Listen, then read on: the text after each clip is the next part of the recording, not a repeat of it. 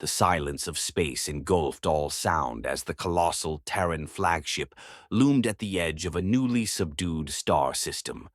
Below, the once thriving planet smoldered, its fleeting resistance crushed.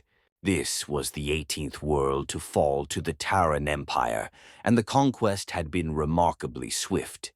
Admiral Vex Thorn stood at the command deck's viewport, hands clasped behind him, surveying the aftermath with icy satisfaction. The beast accelerated our victory by 63% over standard protocols, Field Marshal Zakhar Tross reported, approaching with a data tablet. His voice held a hint of restrained pride as he halted a respectful distance from the Admiral. Thorn didn't turn, his gaze fixed on the planet where smoke curled into the atmosphere. A 63% increase is notable, Field Marshal. High Command will be pleased.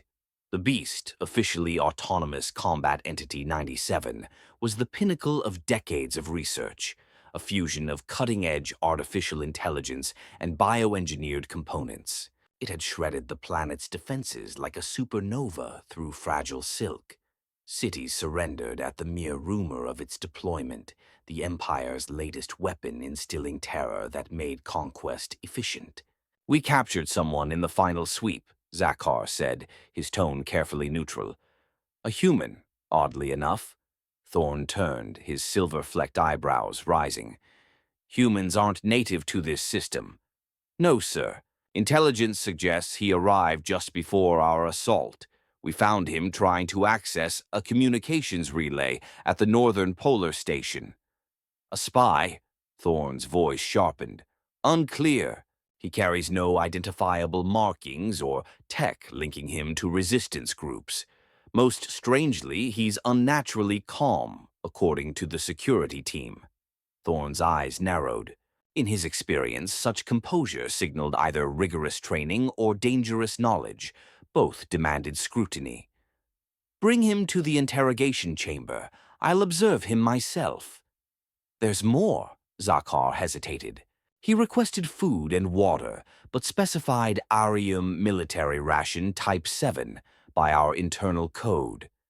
Thorn's expression darkened. Type 7 rations were exclusive to Terran military vessels, knowledge no civilian should have. Intriguing. Take him to the observation deck instead.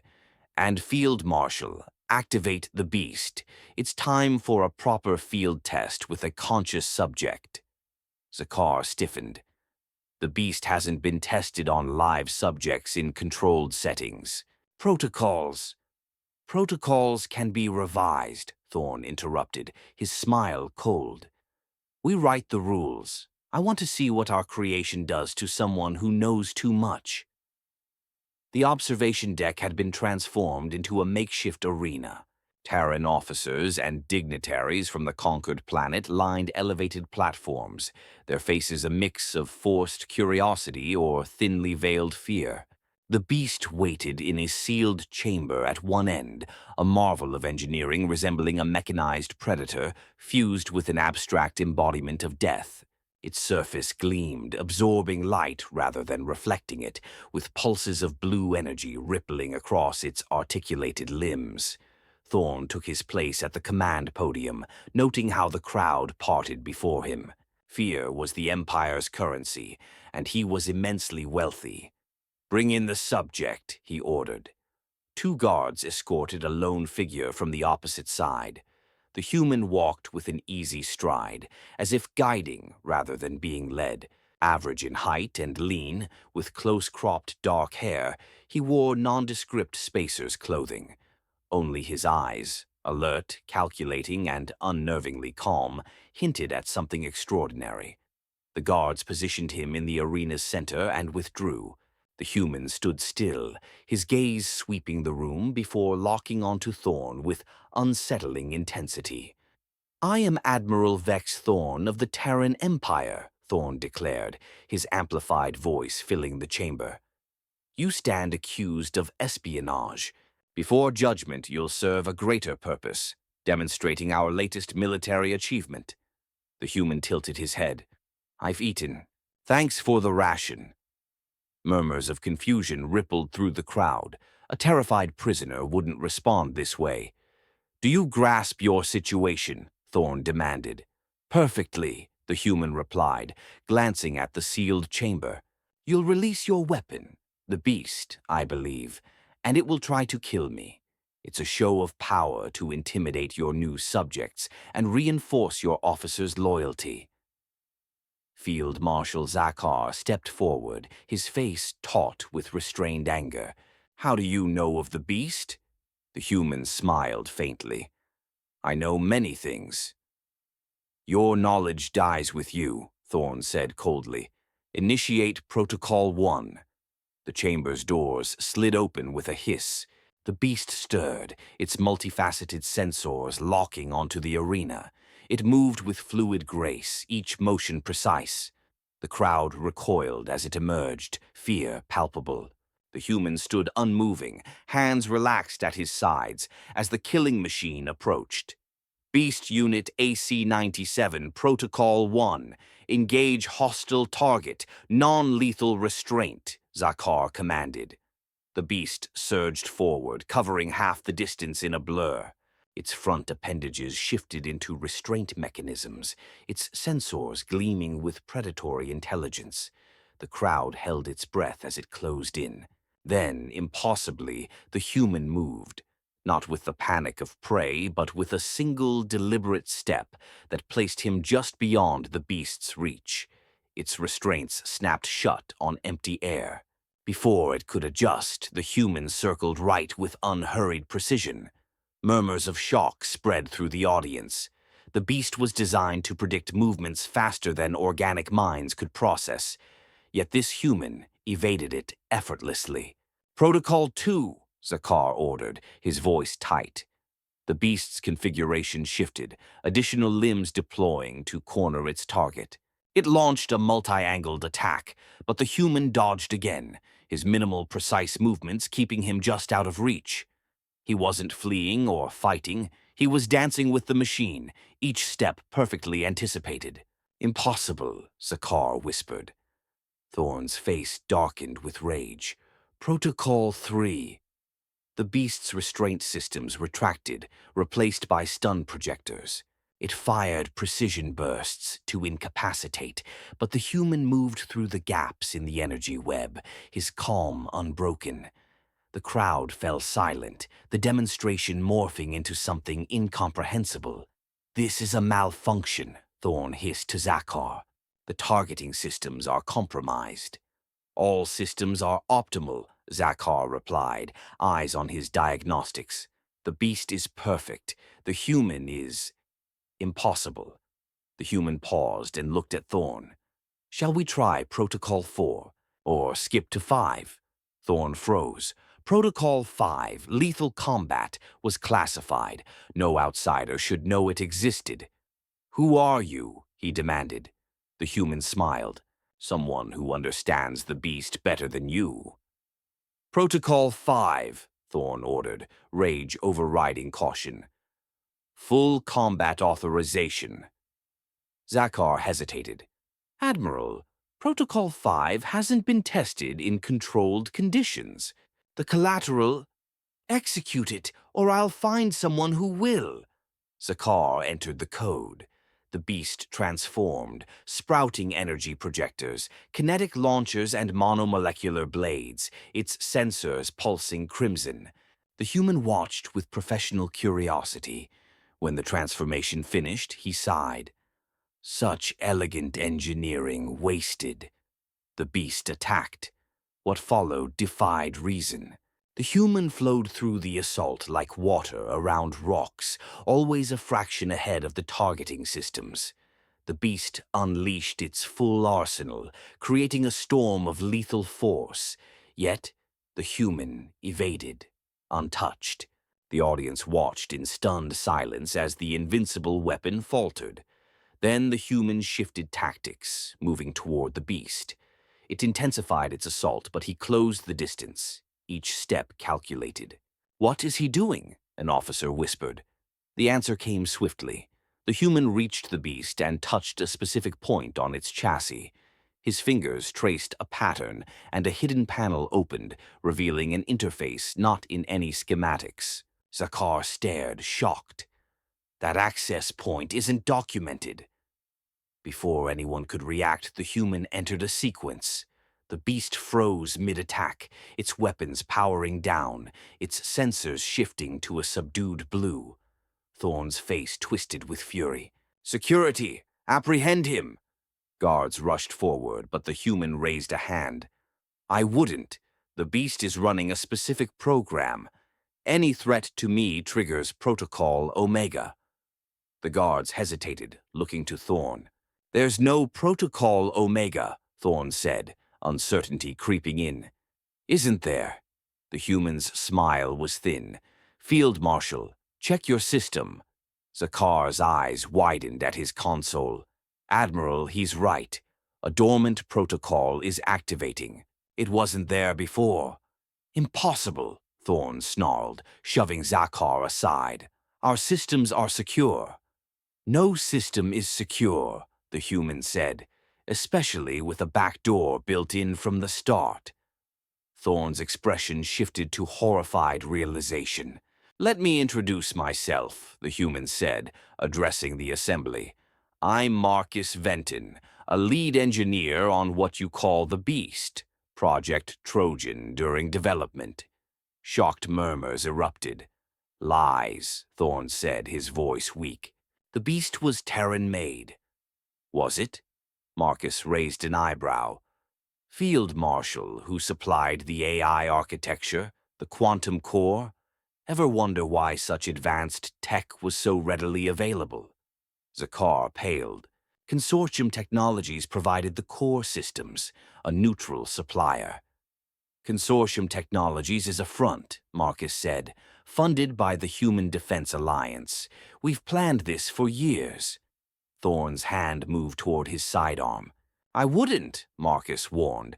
"The Beast is linked to this ship's systems, life support, engines, everything. Protocol Omega is thorough." "What do you want?" Thorn asked, hatred in his eyes. "Justice," Marcus replied, turning to the crowd. "The Terran Empire built its power on fear and technology. Today, both fail. The Beast was a Trojan horse from the start. Not just this unit, but everyone in your fleet." He entered another sequence. Alarms blared across the ship. "What have you done?" Zakar whispered. "I've activated Project Trojan's true purpose. Every Beast unit is transmitting your Empire's technical specs, strategies, and weaknesses to the Human Defense Alliance and every resistance movement on your conquered worlds." Chaos erupted as officers scrambled. Security teams raised weapons but hesitated, fearing the failsafe. Thorn's face turned to cold calculation. "Kill him, whatever the cost." Before the guards could act, the Beast reactivated, its weapons targeting the Terran officers. An energy barrier shielded Marcus as the machine positioned itself protectively. "I tried to explain," Marcus said calmly. "Protocol Omega prioritizes my safety. The Beast now sees all Terran personnel as threats." The room froze in a tense standoff. "You won't leave alive," Thorn said. "I don't need to," Marcus replied, tapping the console. "The message is sent. The specs transmitted. The final phase begins." Systems across the ship shut down, emergency lighting flickering. "This is a controlled failure," Marcus explained. "Your weapons, defenses, and communications will be offline for 6 hours, enough time for Coalition forces to arrive." "Coalition forces?" Zakar asked faintly. "Did you think humans fought alone? Your empire made many enemies. Today they unite." Marcus nodded toward the viewport, where hyperspace flashes signaled arriving ships. Fear crept into Thorn's expression. "This is war." "No," Marcus corrected. "This is a response to the war you've waged on 18 worlds. The subjugation ends now." The Beast emitted a high-pitched whine, its systems shifting. "Don't worry," Marcus said, noting Zakar's alarm. "It's not self-destructing. We're not killers. The beast is purging its offensive capabilities, becoming a tool for rebuilding what you've destroyed. Marcus walked toward the exit, the beast following as a protective escort. Guards stood frozen, weapons raised but unused.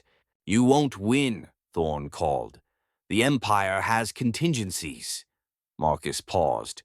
"So do we. Our contingencies don't rely on weapons that can be turned against us. Your power, built on fear, breeds arrogance and collapse."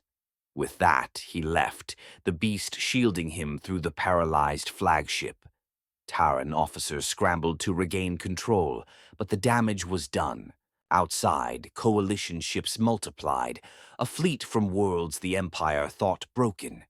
The Terran Empire's fall began with one human, bare-handed, turning their greatest weapon against them. Evacuation shuttles descended into chaos, Terran officers vying for priority as systems failed. Marcus navigated the corridors, the beast clearing his path. Any soldier raising a weapon faced its non-lethal defenses. "You won't reach the hangar," a voice called. Marcus turned to see Field Marshal Zakar, alone and unarmed. "I don't need to," Marcus replied. "My extraction team will find me." Zakar studied him, a mix of fear and respect. "You planned this since Proximus Centauri fell, a warning you wouldn't stop at the outer colonies." Marcus nodded. "The beast was your life's work." Zakar hesitated. "I gave everything to it." "I know," Marcus said, his tone softening. "Your adaptive AI matrices were brilliant. We needed you to make the Trojan credible. Your ambition made you an unwitting ally." Zakar's face twisted with pain. "You used me." "The Empire used you first," Marcus said. "How many worlds fell to your work?" A tremor shook the ship, evacuation signals blaring. "Engine containment fluctuating," Marcus noted. "Not catastrophic, just enough to ground this flagship." Zakar's voice was bitter. "You claim morality while endangering thousands." "Everyone has 6 hours to evacuate," Marcus countered. "More warning than you gave your victims." Marcus checked a wrist device. "My team's here." Zakar stepped forward. "Take me with you. I know Empire tech your Trojan couldn't access. I can help undo the damage, and I've seen enough to choose the right side." Marcus studied him. "The Coalition doesn't take prisoners." "I'm not a prisoner," Zakar said. "I'm a defector." Another tremor rocked the ship. "Thorns activating self-destruct," Zakar warned. "It's compromised," Marcus said. "He'll damage the ship, not destroy it." A hidden panel opened, revealing a woman in stealth gear. "Extraction Team Bravo," she said. 90 seconds until the next sweep." Marcus nodded. "We have a defector." She eyed Zakar. "Your call, but we're tight on time." "Final chance," Marcus said to Zakar. "Are you in?" Zakar glanced toward the command deck, then back. "Yes." "Stay close," Marcus said. "The beast is monitoring you." Zakar nodded and followed into the passage, the beast compressing to fit as the panel closed. They moved through a modified maintenance tunnel, its tech surpassing Terran standards. "How long has this been here?" Zakar asked. "Since the flagship's last refit," the woman replied. "Your security wasn't infallible, especially with our agents in maintenance." Marcus added, 3 years of planning, agents, modifications, all for today." They reached a chamber with a sleek stealth craft. "This isn't on any schematic," Zakar muttered. "That's the point," the woman said, opening the craft's door. 4 minutes until sensors detect us." Marcus paused by the beast, whispering to its sensors. It folded into a compact cube. "That transformation wasn't in the designs," Zakar said. "Back doors from the start," Marcus replied, boarding with the cube. The craft hummed to life, screens showing their position and the Coalition fleet. "Extraction successful," the pilot reported. Stealth departure on your mark. Proceed, Marcus said, securing himself. Zakar watched the display.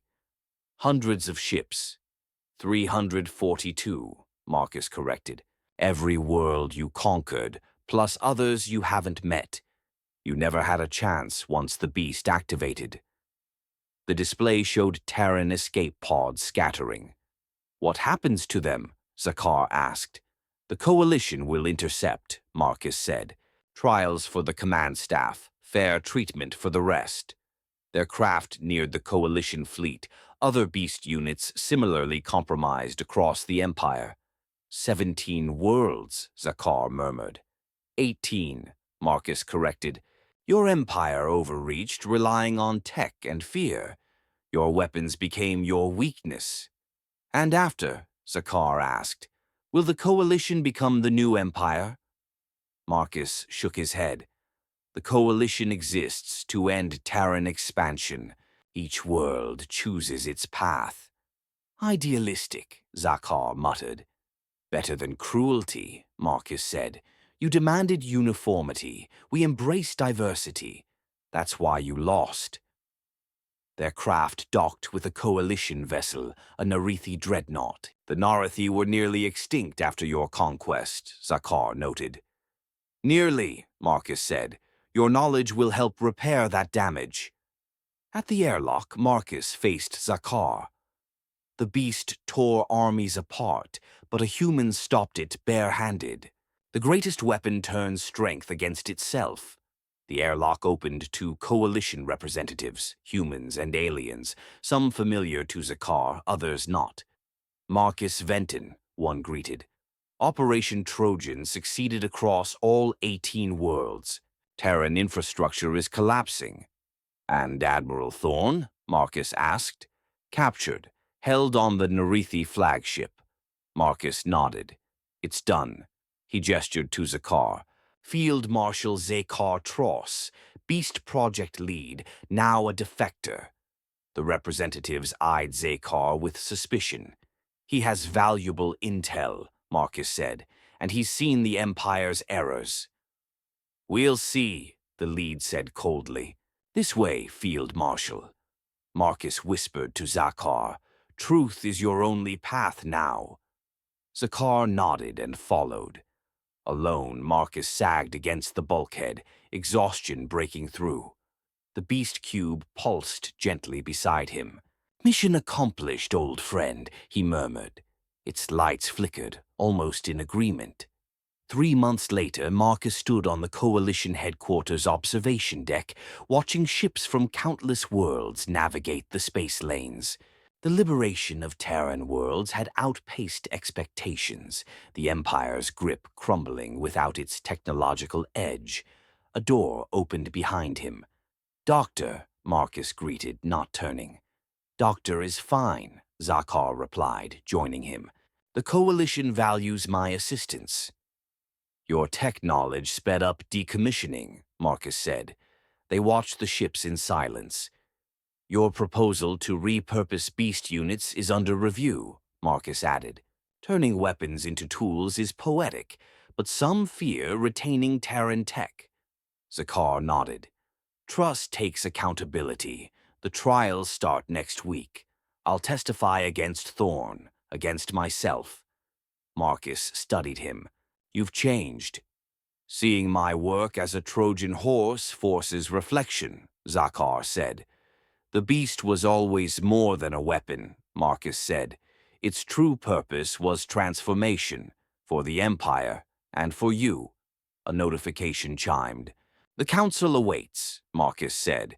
The vote on reconstruction for the liberated worlds. Zakar paused. How did you evade the beast that day? Even with back doors, its targeting was autonomous. Marcus smiled. I designed it, but more. I understood what the Empire didn't. The greatest weapon isn't calculation. It's pattern recognition. The beast targeted threats, not me. I moved with it, not against it. Alignment, not resistance. Zakar nodded. A lesson the Empire never learned. And why it fell, Marcus said. Shall we? 18 worlds need us. They left the viewport, where ships moved in collaborative patterns, not uniform, but united. In the station's vault, the beast cube pulsed, its lights suggesting hope.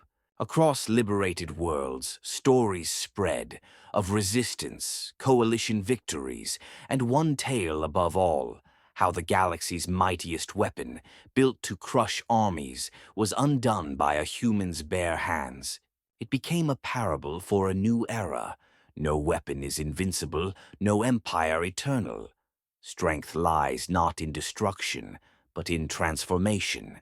In the vastness of space, former foes rebuilt together, guided by the truth that the future belongs to those who set weapons aside.